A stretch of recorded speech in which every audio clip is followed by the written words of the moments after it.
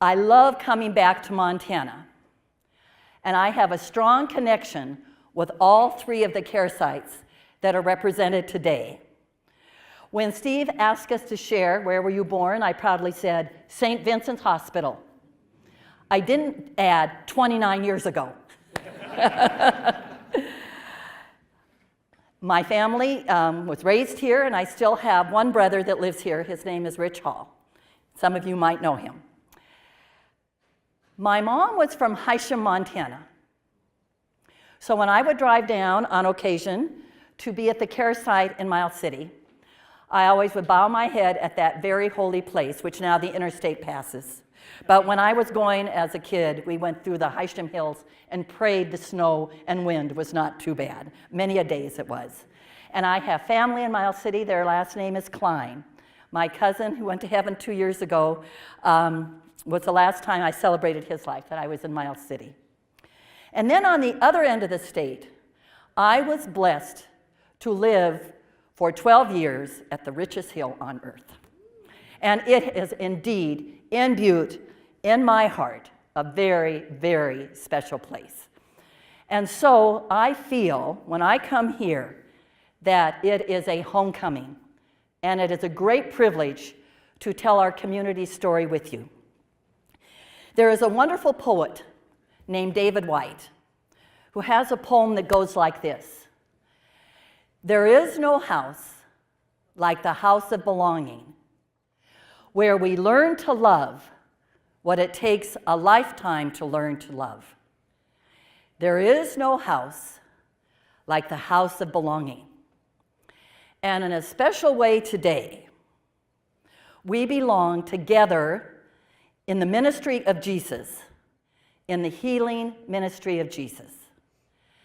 And it's a privilege to tell you, as a sister of charity, with my sisters here today, the story of the person who made home for us, our first house of belonging. We have a sister who lives now on the other side of Easter. Her name was Sister Mary Ermine Lambrecht. And in the 1980s, she decided that she wanted to go a place to meet the critical needs of God's people. And so she asked our community leadership at that time, she was already a nurse, if she could go to midwifery school. And so that is what she did. And then she said, I want to go to a place where maybe a lot of other people can't go for whatever reason. Being a sister of charity means the mission can call you many, many places. And we're invited to go without too much baggage. Challenge us on that sometimes. So Mary Ermine went to Alaska. And she lived among the indigenous people who had very, very little access to good health care, especially OB health care. And so she walked with women, bringing new life into the world, and literally helped them bring in that new life. For a while, she knew she wasn't feeling well. And by the time she got to the doctor, her own abdomen was quite extended. And when she went to see the doctor, she said, I feel like the women that I'm preparing for birth with. And he said, you know, sister, you have a large tumor. It's inoperable. And so I think you have to start making plans in your own journey. She was very understated kind of a person, and she said, yes, I know where I'll go. I'm going to go back down to the lower 48. It's what the Alaskans called the 48 states. I'm from Denver. We have sisters in Denver, and that's where I will go. She asked that she had no going away parties, and she went around and quietly said goodbye. Now, this is pre-9/11 when she was leaving, and she had to go on a small plane to get to a larger plane to fly down to Denver from Anchorage. And a woman had not had a chance to say goodbye, nor did she know what Mary Ermine's plans were. So as Mary Ermine's getting on this small plane, this woman runs out on the runway and says, sister, sister, where are you going? And she said, My intermediate stop is Denver. On our life's journey, on our God quest, we have many intermediate stops that shape who we are, that give us a sense on the inside what the outside is for. And so your intermediate stop now is in the ministry here, or in Denver, or wherever you came from, but especially in these 3 sites as you start connecting more deeply your house of belonging. It gives me great joy to talk about the intermediate stops of our foundress. Now, let me just ask you first in this room, how many of you are Irish? Would you raise your hand? How many wished you were? Rest of you can raise your hand. Well, the Irish have a beautiful sense of spirituality, the Celtic spirituality. And they have a place in their spirituality called thin space. And it's a place between heaven and earth where those who have gone before us, who now live on the other side of Easter, come and can be with us. I am sure there is not a person in this room who has not lost somebody that they deeply love. Letting go in that intermediate stop till we are in each other's embrace is not easy. But every so often, our loved ones might touch base with us. It might be that aha moment when you hear your mother saying you're not doing that. It might be in a dream. It might be when you're praying and you know someone is speaking to you that you love and giving you a sense of direction or peace. The Irish would say, you are in thin space. So it is my privilege this morning to take you on this intermediate stop here in beautiful Billings to many of the intermediate stops that shaped the life of Mother Xavier Ross. And so if you will allow me to go get her, I will bring her. She's waiting in thin space. She's probably saying, Maureen, you can stop talking now. Bring me in. I want so much for these men and women who are following the discipleship journey in the spirit of the Sisters of Charity to hear my story.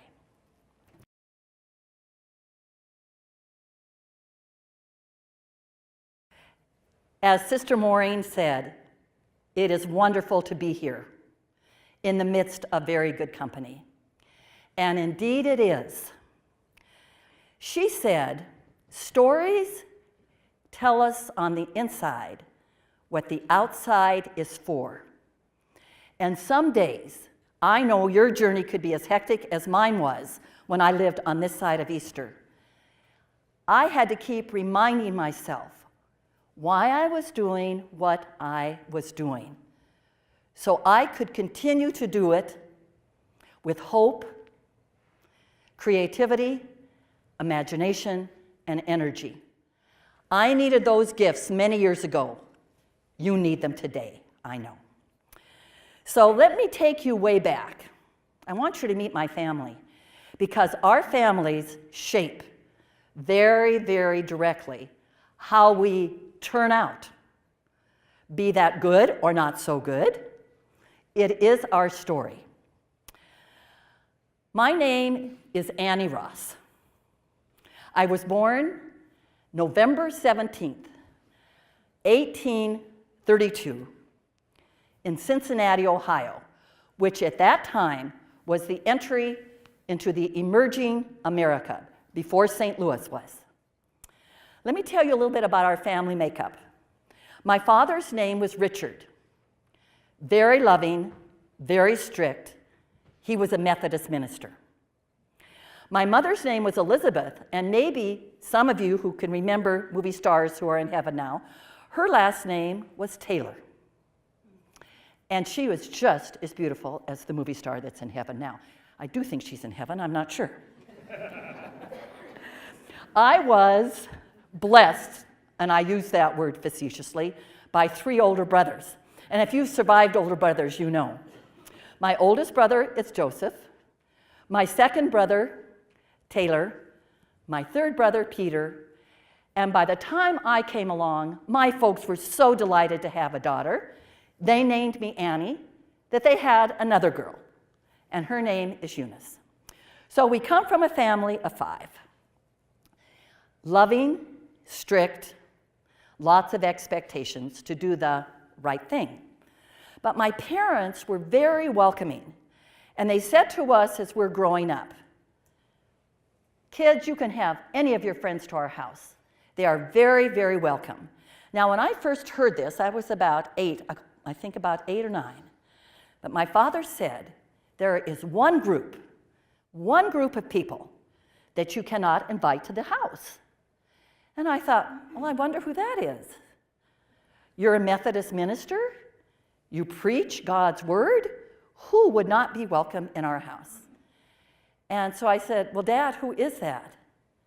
You cannot have anybody who is a Catholic. I said, really? Why not? Don't ask. Trust me. Well, when you're 8 years old, what the heck? I didn't ask. Besides, who goes around at 8 years old and says, where do you go to church? And so I went through school. It never came up again. I never knew who was Catholic and who wasn't, but I didn't ask. When I got into high school, I met my best friend. Now, rhetorically for a moment, I would just like you to think, who was your best friend in high school? I bet it can jump right in your mind. It's usually somebody we don't forget. You might not have seen that person forever, but in those years, very significant. And I met my best friend. Her name, Victoria Robinson, a pure delight. Both of us were good students. Now, that I was in high school was unusual. Young women got through grade school and then stayed home and learned all the domestic talent to prepare them for a life of marriage and raising a family. But my father wanted Eunice, and he, of course, wanted Annie to go to school. There was something about Victoria I just liked, a certain piece about her. She was fun, good student. So I got to know her pretty well. And my junior year in high school, I said, Victoria, you know, we haven't talked much about God, and we're good friends. You know I'm the daughter of a Methodist minister. Yeah, I know that, Annie. Victoria, what religion are you? And what did she answer? Catholic. I turned pale. I looked for the tail, looked for the ears. I thought, what's the matter? My dad once used the words devil incarnate. Whatever incarnate meant in those days, I didn't know. I knew it wasn't a compliment. And she says, what's the matter, Annie? I said, I don't know why, but my father says Catholics are not welcome in our home. So when you come to our house, don't bring up religion. Do not say you're a Catholic, or we will not have a friendship. I will be forbidden to see you. She couldn't quite get it, although she might have intuitively known. 18th and 19th century, early America, very prejudiced against Catholics. And some of your parents might tell you that, even as far west as Montana. Not Butte, but Billings. And so, we would go to each other's homes. We ate each other's meals. We slept over at each other's houses. But we never brought up religion. Finally, I got my courage up one day, and I said, but towards the end of my junior year in high school, Victoria, I'd like to go to church with you. Really? Yes.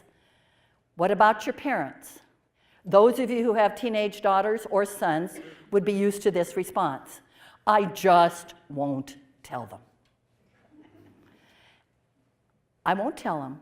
I will stay over at your house, and I know you have a very early Mass. You know, back in those days, Mass was at 6:30 on Sunday mornings. that is when a family often went. And that's when the Robinsons went. Then I'll go home, I won't tell them I've been to Mass, and I'll go to the Methodist service with them at 11. I will never forget this Mass. If you would go to Cincinnati today, the church is still there. It's called Sacred Heart Church. Very old church. And the celebrant was a priest named Father Mullen. And in it, he read this gospel. Now, if I ask you to share the gospel that you heard on Sunday, you might go, it was something about Easter, something about the risen Jesus. I'm not sure. Don't worry, I won't ask, just in case. But I remember the gospel that Father Mullen read, and it went like this. It was from the Gospel of John, and he's talking, Jesus, to his disciples. I call you servants and slaves no longer. I call you friends. Here is the Son of God saying, I'm a friend. I've got to tell you, my father's God was judge. If you do something wrong, you are punished. The words love, forgiveness, didn't make it into my father's sermons. So I hear this gospel say, I'd never heard it before, never heard it that way before. I was a friend. I was a friend of Jesus. So I got out of Mass and I said to Victoria, what do you have to do to become a Catholic? And she looked at me again like, you can become a Catholic? Just tell me what I have to do. So I went to see, she said, you have to go see Father Mullen. So I went to see Father Mullen. Now, in those days, becoming a Catholic was easy. No RCIA, no long 6, 7, 8, 9 months. You just said you wanted to be a Catholic. I was already a Methodist, so I knew a lot. And I said, Father Mullen, what do I have to do? Well, Annie, what do your parents think? Now, have you ever told the truth by telling just a little lie? Or maybe an implication. So I said, oh, my folks are very religious. True. And he didn't pursue it. And so I said, I'm used to prayer, and we're a very religious family. Well, you come to class with Sister Olympia, who was working in the parish, and after Easter now, and this is my senior year, you can be baptized.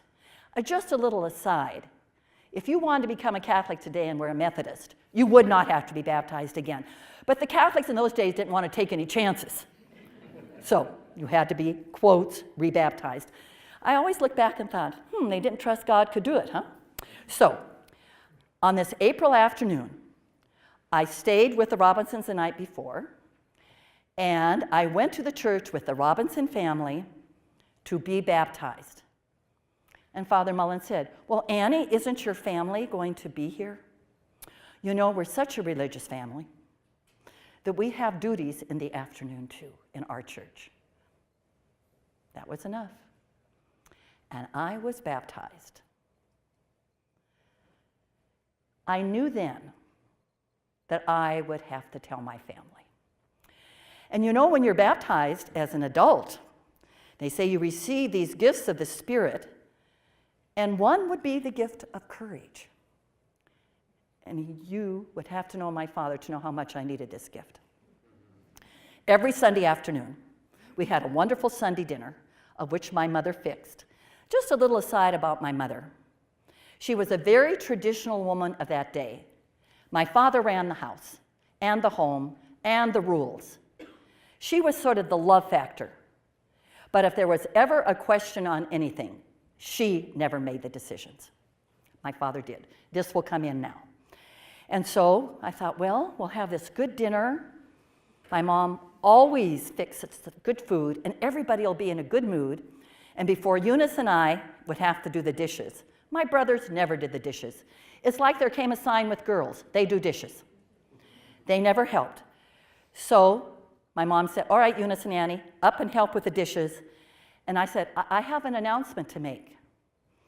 Now, if you have a senior daughter, and you have the whole family around the table, and your daughter says, I have an announcement to make.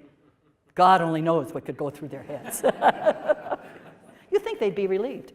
But I said, yes, I do. Guess what happened to me today?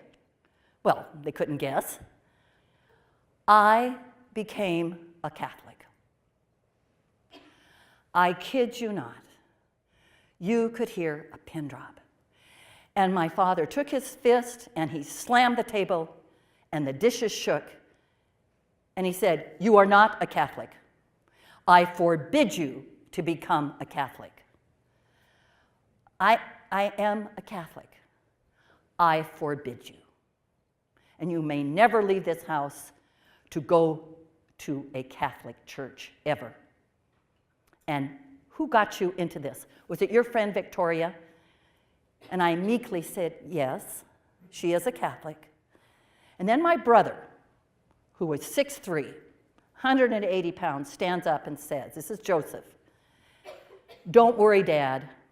If she ever leaves this house to go to a Catholic Mass, she will have to get by me.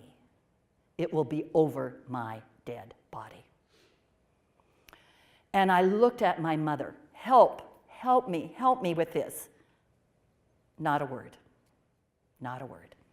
So I went up to my room and I sobbed and I sobbed. So I thought, all right, the next Sunday morning, I'll get up real early before anybody gets up. I'll get dressed. I'll go to the Catholic Mass. I'll come back, jump in bed, and be ready to go to the Methodist service. And that's what I did. I quietly got up, tiptoed to the door of my bedroom. I opened the door, and there's Joseph, his hands holding up the door jambs. I said, Annie, it'd be over my dead body. You're not going anywhere. I went back, and I sobbed, and I knew that I would not be able to worship as a Catholic while I lived in that home. But I felt called against all the odds to do this. And I love my parents. This was not easy. My brothers, no support, and Eunice, too young to give me support.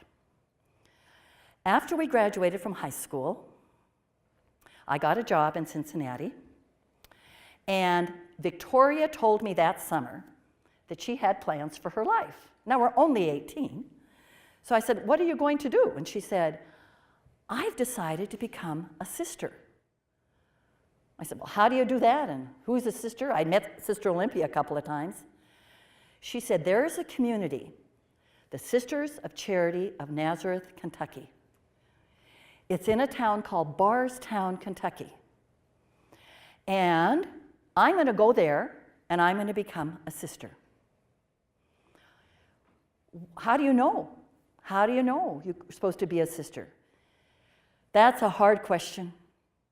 You've got some sisters out here. Ask them at break why they're a sister. But for Victoria, she said, a sense that God was calling me to do this. I said, well, what do sisters do? What they do is meet the critical needs of God's people in the day that they are living in. And so, in the 1830s, all the orphans from cholera, or the families that were left behind where the men went out west and never returned. Hospitals, healing the sick, teaching. And oh, my heart just leapt. I said, well, I could do that. I'd like to do that. And sisters live together in community, and they pray together.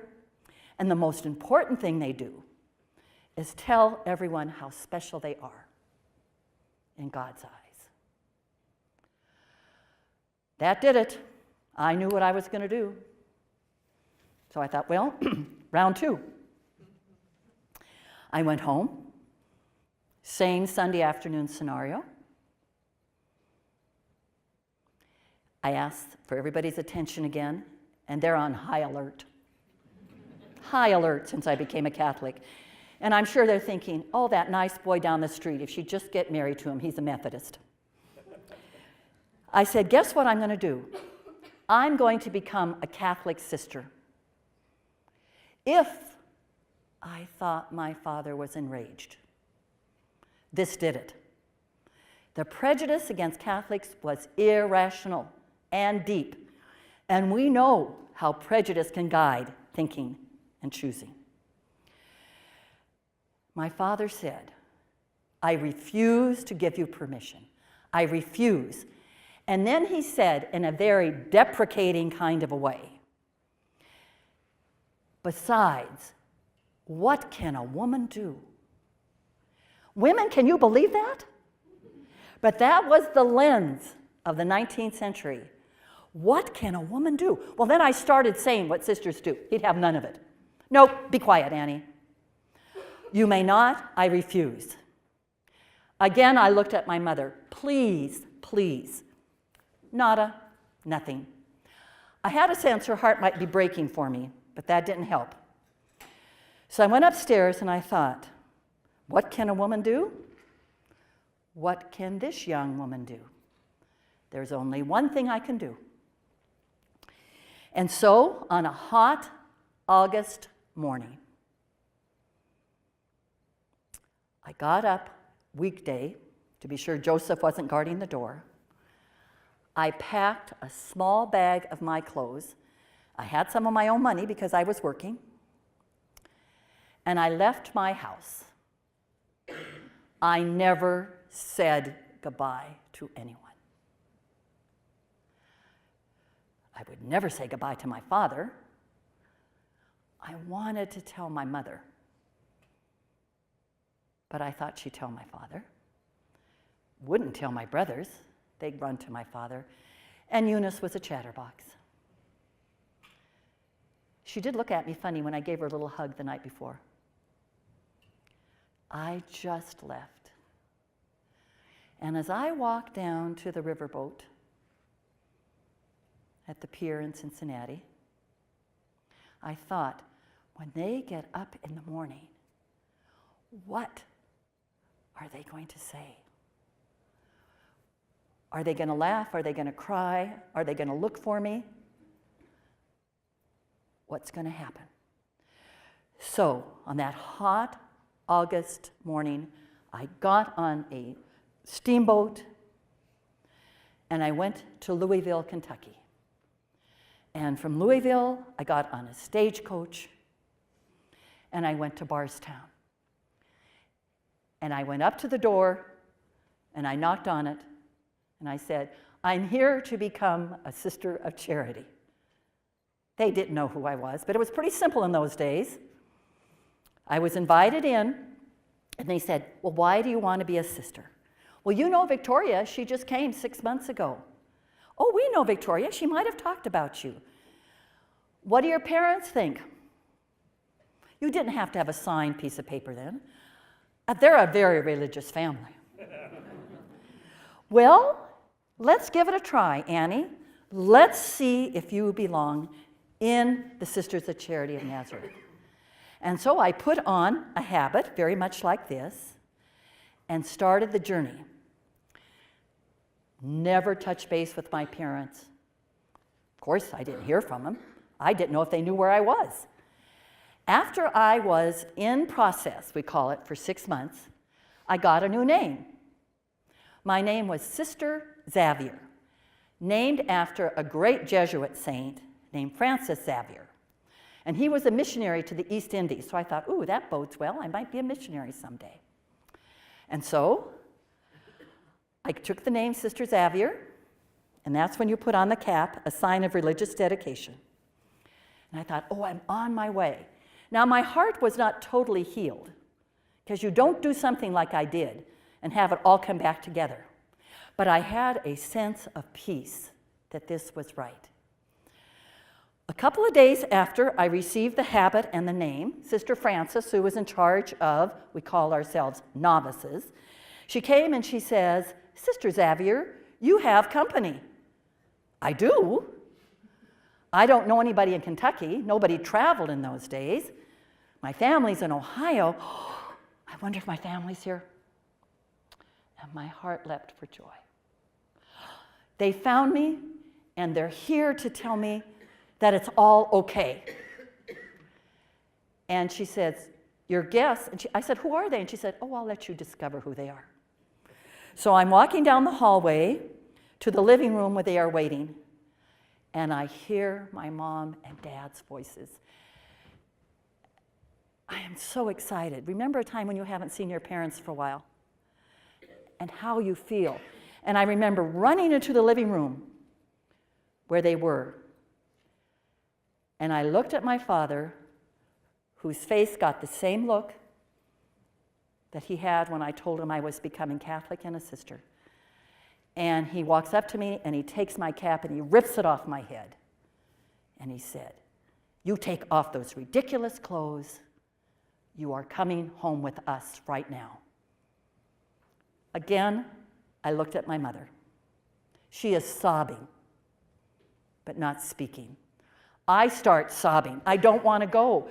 Can't you see this is where I want to be? You didn't tell us where you were going, and what's more, I've been talking to Sister Frances. You told them you had permission. You never had my permission. You have to be 21 to do this. You are too young. You are coming home with us. So I went running down to Sister Frances's office, and I said, do I have to go home with them? And this is a line she told me. And I pass it on to you because it got me through many, many difficult moments in my life and maybe can help you on yours. Courage. That word means strength of heart. Courage. If God wants it to happen, it will. And I can remember saying, come on, God, do something. Do something. Don't you want this too? This is what I want. And in the meantime, Sister Frances said, trust that God's with you, but you do have to go home now. And you can come back when you're on your own, and you do not need your parents' permission. Oh, it was with a heavy heart. I put on my regular clothes, and my mom and dad and I walked out of the mother house of the Sisters of Charity of Nazareth. I am sobbing. My mother is sobbing, and my father's walking ahead like, oh my heavens, I can't stand this. We get on the stagecoach, and we go to Louisville. When I look back on this, I have a saying which has been often repeated by my sisters. It is by strange and twisting paths that we find ourselves and how God works in our lives. Well, lo and behold, and this is not uncommon, but cholera is raging. Cholera is deadly. So all the steamboats are closed down. They're not allowing any travel, so the disease will not be communicated. So we go to the Galt Hotel in Louisville. And if you've ever been to Louisville, the Galt Hotel is still there. It looks a little different, but it is still there right on the river. I probably failed to mention at the beginning of my sharing that my father had a little side business. Not only was he Methodist minister, he did have 5 children, he was a bootlegger. You might say that doesn't match. Oh, who cares if it matches?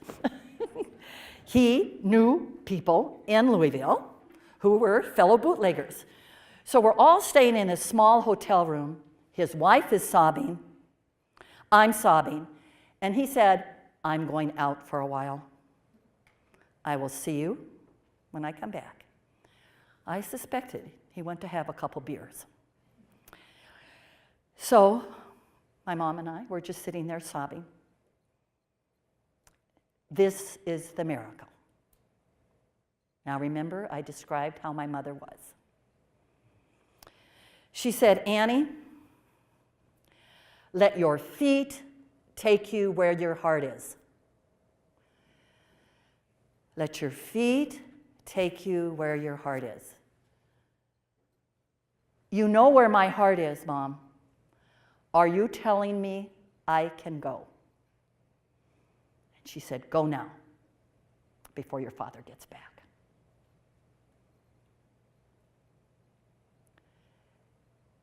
I pray for you in your journey.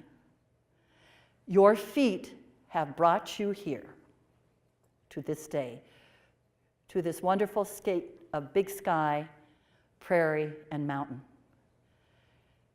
that your heart is here. Because if that's true, you can do anything. I couldn't believe my mother did this, though. I couldn't believe it. I gave her a hug the last time I ever saw her. And I never saw my father either. And as I went back to the stagecoach to go back to Bardstown, I thought, oh my heavens, what's that conversation going to be like? What is my father going to say to my mother? She had a strength and a conviction that I never knew she had. So I went back to Louisville and I told them that I had my mother's permission and you only needed one parent, and I was allowed to stay. And so I became, over 2 years, full-fledged Sister of Charity. After I made my first promises, and we called them vows, I did get a letter from my father. Now, my mother had been writing me very general letters about your brother. She never mentioned my father. So I figured I didn't exist to my father. But when I saw his handwriting on this letter, again, it's a cliche, I know, but we say, hope springs eternal. I had hoped he had forgiven me. And I just wanted him to say, I love you, Annie. He didn't have to agree. He just had to love me. And so I took the letter. I was so excited. And as I opened it, a gray lock of hair dropped out of the envelope. And this is what the letter said. Annie, you have caused this. You have caused my hair to turn gray. You are no longer my daughter. Even as I tell you, my heart can break. But the reason I can share this with you is that on the other side of Easter, we can call it eternal life, heaven, whatever name you have for it, the life beyond all these intermediate stops. It comes together. It comes together. Reconciliation, forgiveness, and we are one. But I did not experience that one as I walked my journey. That was the only time I heard from him my entire life. That's why my mother didn't mention him. I was dead to him already. After I became a full-fledged sister, I went to Louisville and I got the job of my dreams, taking care of orphans. And I think the reason I loved it was I sort of felt like an orphan. I knew I had my mother's love, did not have my father's. I never saw my brothers and sister again, which was not all that unusual in that day and age. But to be cut off, I felt alone in family. And I could take care of those babies and those young children and be their mother. And I knew God had called me to do that.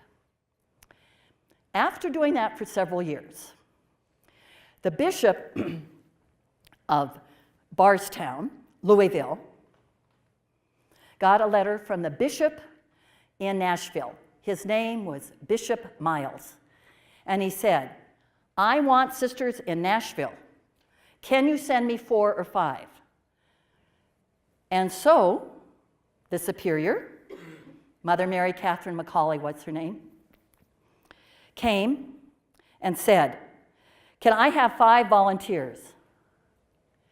And I thought, well, I can go far away from Ohio. Nobody's ever going to come see me. And so I said, I'll go. And 4 other sisters said, it will be an adventure.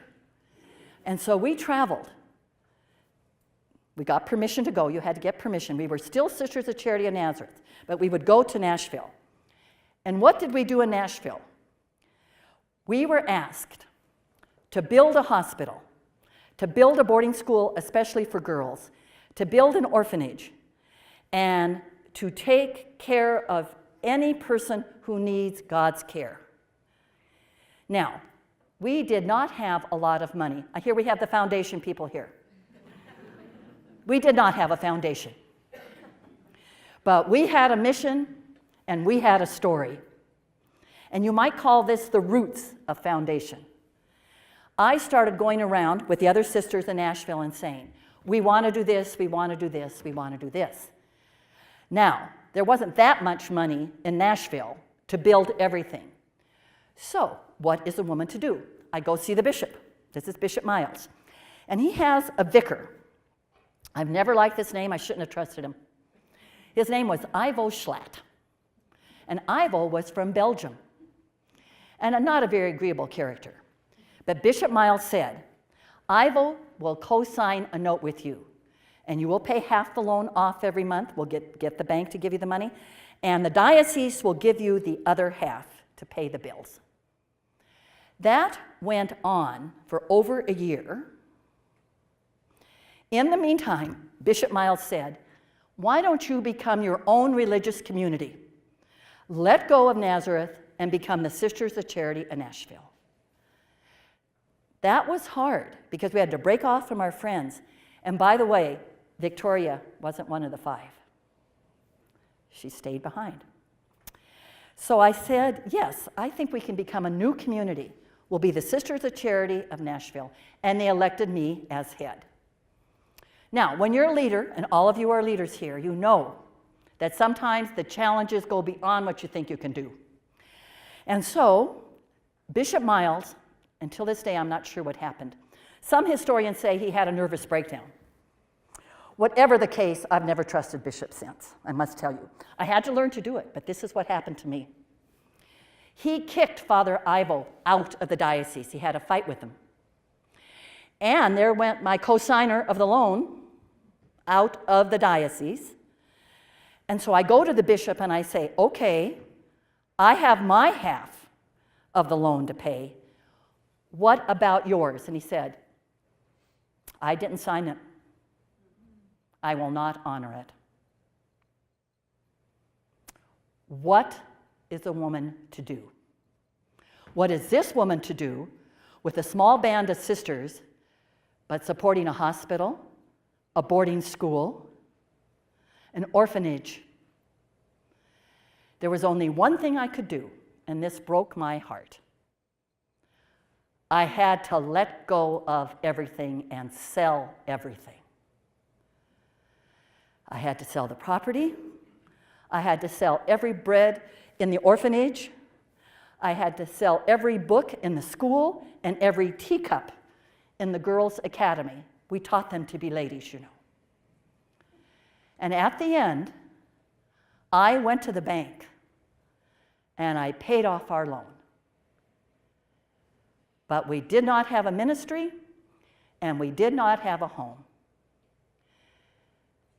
And I had to go deep down and say, God, I trust you. What do we do now? Now, the Sisters of Charity of Nazareth knew this was happening, and they said, come home to us. You could come back. But the sisters in Nashville said, oh, let's go to a new place. Let's go to a place that really needs the sisters, that needs what we can do, and have many other people help us, just like you do today. So I said, well, I wonder where we could go. So I had heard that Bishop Mead, who was considered the bishop of Leavenworth Territory. Now, Leavenworth Territory was Leavenworth, Kansas to the Pacific Ocean. Big diocese. The year is 1858. The wars with the Native American Indian community are raging. The Civil War is on the brink of happening. oh, is this too dangerous to take sisters? But I'll go visit him. So a wonderful woman that worked with us in Nashville, traveled with me, named Mrs. Farrell. And we went to St. Louis. And I got an appointment because Bishop Mead was there in St. Louis visiting. Bishop Kenrick was his name. And guess who was in the hallway? It's made all the difference in Montana history. Father Pierre de Smet, Jesuit, the black robe apostle to the Indian community, who was responsible for setting up many, many missions in the Northwest, West and Northwest. I met him in the hallway, and he said, well, you look very nervous. I am nervous. I'm trying to find a new home for my sisters. Are you going to see him first? Yes, I am. Well, my name's Sister Xavier Ross. Would you get me in to see him as soon as you can, and also put a good word in for me? Now, he didn't know me from Adam, but there was an energy between us, and he said, I tell you what, I'll put a good word in for you, but I have a territory called Montana, and I want you to promise, as soon as you find a new home, you will send sisters to the territory of Montana. Oh, of course I will. I had 10 sisters, and we didn't have a home. We had to find a home first. Bishop Mead said, yes, go to a town called Leavenworth. Not a state yet, but a town that was supposed to explode in prosperity, which it never did. That prosperity went to Kansas City. It was on the river. You can come to Leavenworth, and that can be your home. I went back to the sisters and I said, shall we do it? It could be dangerous. You'll never get back to Tennessee. You'll never get back to Ohio. And they said the same words that God said in the Hebrew Scriptures to Abraham and Sarah. When you're asked to change, go now and leave your home, and I'll promise you a new one. Look at the homes you've had. Look at the houses of belonging you've lived in because you have said yes. And so we went home and packed up what little we had not sold. And we came in 2 different groups. But the first group landed in Leavenworth, November the 11th, 1858. My sisters have been there ever since. That was 160 years ago, this year. God's love, providing love, found us a home. And out of that home has spoked these past 160 years, the ministry that we are all celebrating today. Well, Father de Smet bugged me and bugged me and bugged me with letters. So finally, I said, yes, I can start sending sisters to the territory of Montana. So in the late 1870s, the first place that we were invited to go was a place that we would now call Helena, Montana. But you know what the name of the street was? And it's still the same name. I had reservations about this. Should we go to a place that's called Last Chance Gulch? For those of you who have been in Helena, Main Street, right through downtown Helena. We arrived there in the late 1870s and repeated the story of orphanage, hospital, school, academy first, for girls because they had not the right for good education at that time. The word got around. They opened a hospital in Virginia City. They opened a hospital in Deer Lodge. And then over the mountain, there was a place called the richest hill on earth. And it was a wild town. But there was silver, and there was copper, and there were many people getting hurt in the mines. And so, our sisters were asked to also go there at the end of the 19th century. We have been there ever since. But it's not the only part of the state that started to boom. There was a man named Frederick Billings who was part of the Northern Pacific Railroad. And this community right here, where we are, started to boom at the beginning of the 20th century. And early Dutch priests who were ministering in this city, I don't want to take everything that Tracy's going to say, came back to Leavenworth. By this time, I'm living on the other side of Easter, and said, "Can you send sisters to open a hospital in Billings, Montana?" And at the turn of the 20th century, St. Vincent's was open. You know better than I, because you're living through it, the changes of healthcare. So, in 1996, the Presentation Sisters out of Aberdeen collaborated with the Sisters of Charity of Leavenworth and transferred the ownership of a hospital called Holy Rosary that not only ministered to the rural community of farmers, but to the railroad community. And so the story has come together. There are many questions, I know, when you look into the future. I know the Sisters of Charity have many questions on their journey. SCL Health has many questions on their journey. Before I leave you, two things I want to share. After I died at the age of 86 in 1902, April 2nd, an elderly gentleman who lived in the VA hospital across from the Mother House came up to the door of our Mother House and knocked on the door. And the sister portress, as she was called in those days, answered the door, and this elderly gentleman bent over said, "I think I have a sister here." Who is your sister? Her name was Annie Ross, and I heard she came to Leavenworth. And so the sister said, "Let me take you down our lane to our cemetery." Now I'm watching this from thin space. But you know what I know? They must have talked about me. He knew I was there. Somebody knew I was there from my family. And so the sister takes down my brother Peter, and he kneels down at my grave. I hear some of you have been to Leavenworth. Feel free to visit my grave. It's the same grave that was there when Peter visited.